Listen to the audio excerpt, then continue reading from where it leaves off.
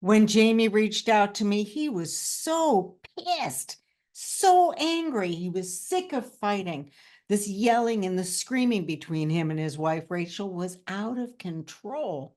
They were fighting when they were at home. They fought in front of the kids. They were fighting so badly in a restaurant that people actually got up and left. They were fighting on an airplane. They almost got kicked off the airplane. And that inspired Jamie to go find a therapist so that they could go get some help for him and his wife, Rachel. They fought in the therapist's office so badly that she kicked them out and told them that they should get a divorce. Jamie's like, no way. I don't want to get a divorce. We've been married for 30 years. We've got kids. We've got grandkids on the way. I'm willing to fight for this, but all we ever do is fight. Can you help us? And I said, well, maybe. What is it that you want? And he said, I want to have sex with my wife. And I said, what do you think the problem is?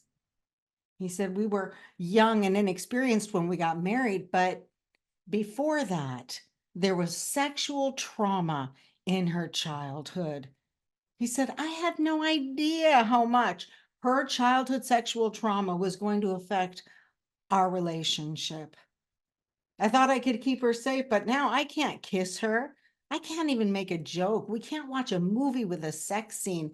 I can't even put my hand on her thigh. And then he said, "Oh, I feel bad. She would never want me to tell you that. She never wants to tell anybody that." And I said, it's okay. I care and I'm here to help. And that way you can tell me and she doesn't have to tell me. It would be really impossible for her to tell me. She'd probably be in a year in therapy before she would even tell a therapist. And that's why I'm here. It makes sense to me. I'm happy to help. And he said, how come she's not looking for help? Why does it have to be me doing everything? And I said, because she has sexual trauma.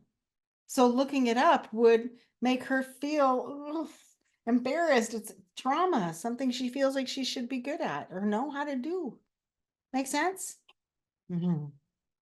Next, I talked to Rachel. Rachel, what do you think the problem is? And she said, he never listens. He talks over me. So I start to yell and then he fights with me. He's the one who starts it. And she said to me, sure, he called you because it's all about the sex for him. And then she said, believe me, he gets it whenever he wants it. And I explained, it's not all about the sex. If it was all about the sex and he's getting it whenever he wants it, then he wouldn't have called me, right? Intimacy is about the love connection in the space between you. And you want to have that connection that you can feel. This is a passionate relationship. That's why they fight, so they can feel that tension and that friction between them. But imagine, Rachel, based on past life traumas and the trauma of being in this relationship and resisting him, imagine if you could drop your defenses and lean into Jamie and let him be your safe space. Let him be your hero, your home. Wrapped in his arms would just be the place where you feel the most loved.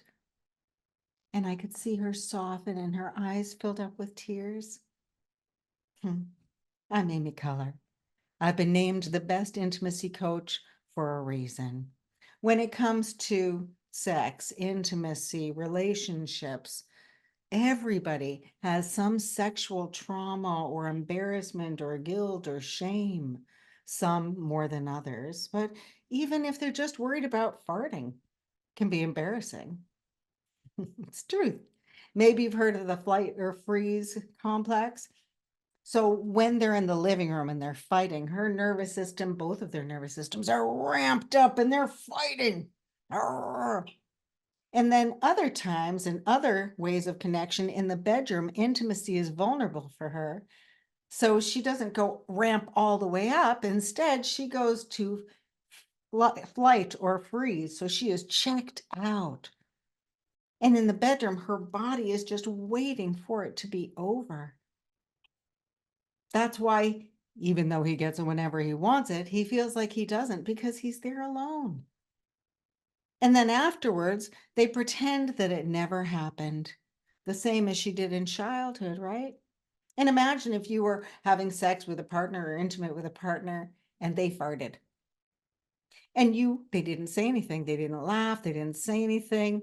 You wouldn't laugh. You wouldn't say anything. Even afterwards, you might not laugh. You might not say anything because it's going to embarrass them. And you don't want to sexually embarrass your partner. It might limit your access to having sex with them, right? That's why it's so difficult to talk about it or us. Even when they found themselves in a therapist's office, they can't talk about what's going on. He can't say what he wants. She's not talking about her trauma. And based on her childhood trauma, sexual trauma in childhood, she's got PTSD, post-traumatic stress disorder, that's affecting the sexual part of her relationship. And because they've been in a relationship together and they've been fighting about this for 30 years, they have complex post-traumatic stress disorder, CPTSD. But forget the labels. Don't even worry about the labels because we heal in connection. Does that make sense? Mm-hmm. The love connection that you can feel, what they both want is great loving. And the reason that Jamie focuses on the physical or feels to her like he's focusing on the sexual physical connection is because making love with Rachel is how he expresses his love for her. That's how he emotes it. That's how he says it. That's the part of it for him. Make sense? What I see is two people who want the same thing, connection, only they have triggers around it. He feels like he's fighting for connection and they're fighting for connection because fighting creates the connection that you can feel. So it's comfortable, especially for her. When she causes a connection, she can feel that friction, but also we're not having sex when we're arguing, right?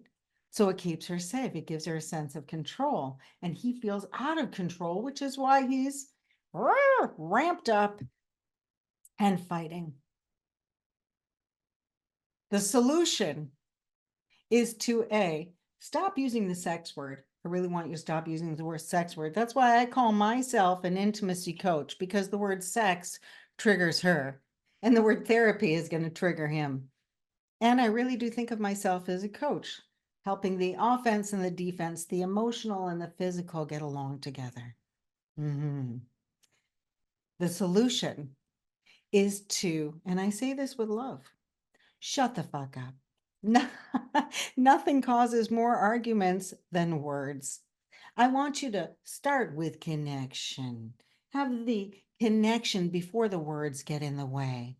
Everything starts with a huddle. The Huddle, name of the book that I wrote, a foundation of all of my work, is that sound, uh-huh.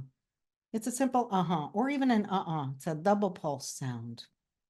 And what I want them to do is use the huddle. The huddle will keep you safe. When they find themselves in an argument or triggered or cut out, turned all the way down, disappeared, or turned all the way up where you're battling, want them to huddle. You put a palm on your chest and you make those uh-huh sounds. And is it awkward? Yeah. But while they're fighting, one or the other of them is going to put a palm on their chest and stay in that space so that you can express your emotions. It's an action. Uh-huh. Uh-huh. Mm-hmm. Uh-uh. Uh-uh. You are stopping any words come out. With a little bit of practice, this becomes a visual cue for your partner. I am in it here with you, but I refuse to fight. I'm going to fight for us by focusing on the connection. And the connection is not with words. As a matter of fact, when words start, you start no matter what it is. Hi, you get defensive in your head. And when your head gets defensive, because it's our first, it's our natural thing when somebody says to get defensive. When your head gets defensive, your body gets defensive too. So whenever there's talking going on, Rachel is like, oh, so what's going to happen? What's he going to say? I got to be heard. Don't touch me. That's defensiveness. Lots of people talk and talk and talk and talk because they think that it's creating the connection. We have to talk to feel connected. But can you feel connected in that silence? Mm-hmm. Uh-huh. Uh-huh. That's the safety. Connect first. When you're using those sounds to communicate, no matter what mood you're in, you feel safe. You're safe when you're angry. Uh-huh. Safe when you're sad. Mm-hmm. Mm-hmm. Safe in connection, even with big emotions. Is this making sense to you? Start with that connection. That became a routine for them so that they could learn to regulate themselves and stop the fighting. And then from there, they learned more of the routine for them that gets them safe in connection and allows them to actually be in intimate connection with each other. One of the things that we learned for them was that for him to put a hand on her thigh, he could put a hand on her, while he was making a huddle sound, and then 3 little squeezes, and that becomes a physical cue for her, where before he'd put a hand on her and she would be like, but now he puts a palm on her, does those 3 little squeezes, and it's a cue for her. Oh, that's my honey. That's something I do with him. This routine creates new neural pathways for her, rewires her brain and nervous system. This is what I do with him. This is not that. This is making love. Take the word sex out of your vocabulary, sexual trauma, sexual assault, whatever it is. This is about pleasure and being safe in connection with each other. Am I making sense? Mm-hmm. Mm-hmm. They went from fighting to being sweet with each other and thoughtful with each other in and out of the bedroom. Their kids would see them doing this, making huddle sounds. Their kids are like, what are you doing? Oh, we're practicing. We're regulating ourselves. And in the bedroom, Rachel could use this sound to rewire her nervous system that she's safe in connection, that she chooses to be here, that she's giving herself permission to share quiet moments of pleasure with her Jamie. That's beautiful. Can she make sex jokes? No, not even with me, and I'm good at that, but that doesn't matter. She and Jamie have actually had sessions, exercises where they've practiced kissing together. They've practiced touching and finding ways to give each other pleasure after 30 years. Isn't that beautiful? They're learning to make love and they're getting to know each other intimately. They're learning to be safe from each other, the foundation of their relationship. They're glad to get to it even now. Sure, they wish they had had this earlier. Who wouldn't? We heal in relationship. Having an intimacy game plan, having a routine, knowing how to get into it, what the actual goal is, how to explore, how to build a safe connection where you're in it together. Jamie felt like he was in it alone. That's why it felt so frustrating and empty for him. And knowing that your partner is in it with you, oh, that's a score, baby. Knowing that you're going to grow old and that you're in it together for a lifetime, oh, yeah, that's the prize. Make sense? Am I right? I'd love to hear from you if this makes sense for you, or if you would try this. If you're finding yourself in a relationship with a partner who's had sexual trauma, or if you're finding yourself in a relationship where past traumatic events are interrupting your ability to feel safe in connection, you're not alone. I'm here to help. I have an intimacy game plan, a program that offers you the step-by-step and the real support These are real solutions for real intimacy in real relationships. I'm happy to help you. And I think it's really important to make sure that you're with somebody who really deeply understands intimacy, because otherwise you might find yourself in a therapist's office where they're telling you that you're arguing too much. You should get a divorce. That's not what you want. You want help. You want to connect. That's what I'm here to help you do. So if you'd like help for that, I'm here to make it easy. You'll find a link in the description that goes directly to my calendar where you get to talk to me and apply for the intimacy game plan. I want to hear from you, and I'll make sure that our goals are aligned. And if you're thinking, I'd love this, but my partner won't do this with me, you're not alone. The same was with Jamie and Rachel. Rachel didn't want to do this. I barely talked to Rachel. She's busy with her kids and her grandkids. I taught Jamie how to be her hero, how to be her safe space, how to be the team leader and take her to that place, because that's really what they both wanted. Sound good? You're not alone. You don't have to figure this out on your own. You don't have to worry about their objections. If there's something in here that makes sense for you, please hit that like button. Make sure that you're subscribed and stay with me. Book a call. You'll find a link in the description where you get to talk to me directly and hear about the intimacy game plan. I want to hear about you, hear where you've been, hear what your wishes, your dreams, and your goals are, and see if I can help you make them come true. I make it easy. In the meantime, stay connected to yourself, each other, and me, and I'll see you soon. Sound good?